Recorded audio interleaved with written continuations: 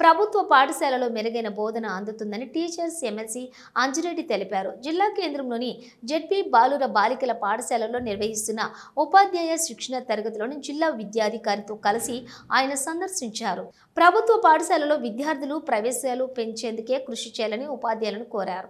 విద్యాభివృద్ధికి తన వంతు కృషి చేశారని, ఉపాధ్యాయుల సమస్యలు పరిష్కరించేందుకే చొరవ తీసుకుంటానని తెలిపారు. అనంతరం విద్యాధికారి మాధవిని శాలువాలతో సత్కరించారు. ఈ కార్యక్రమంలోని విద్యాధికారి మాధవి, ఉపాధ్యాయులు పాల్గొన్నారు.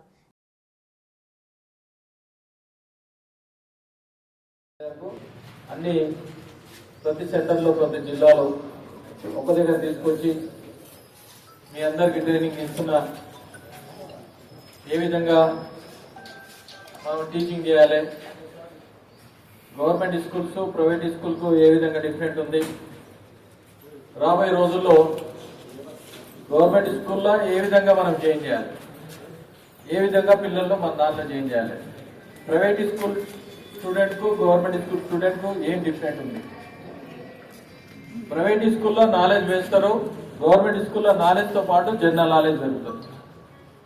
జనరల్ నాలెడ్జ్ ఎప్పుడైతే ఉంటుందో వాళ్ళు ఎక్కడ పోయారో బతకడానికి ఆస్కారం ఉంటుంది. ప్రైవేట్ స్కూల్లో డ్రెస్సులు ఎంత అమౌంట్ అవుతుంది, బుక్స్ ఎంత అమౌంట్ అవుతుంది, నోట్ బుక్స్ ఎంత అమౌంట్ అవుతుంది, అదేవిధంగా ఫీజు అమౌంట్ ఎంత అవుతుంది. ఒక్కసారి ఒక పిల్లవాడిని ఫస్ట్ క్లాస్ నుండి 10th క్లాస్ ఎంత అమౌంట్ అవుతుంది క్యాలిక్యులేషన్ చేసి గ్రామస్తులందరం కూడా పెద్ద ఎత్తున తరలి రావడం జరిగింది.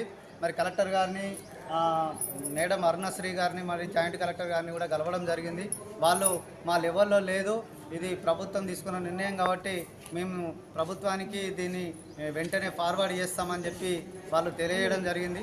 మరి ఈ సందర్భంగా నేను మీడియా ముఖంగా తెలియజేయడం ఏమనగా అంటే, మరి గత 30 సంవత్సరాల క్రితం మా లింగాపూర్ గ్రామం 980 ఎకరాలు, దాదాపు 1000 ఎకరాలతో కలకలలాడుతూ వ్యవసాయ భూమి మా ఊరికి ఉండేది. అప్పుడు రైతులు పాడి పంటలతోని, కూలీ పనులతోని చాలా హుందాగా బతికిన మా లింగాపూర్ గ్రామస్తులు ఆ రోజు open cast, Singareni open cast పడడం వల్ల 980 ఎకరాల సారవంతమైన భూములను మేము దారాదత్తం చేయడం జరిగింది.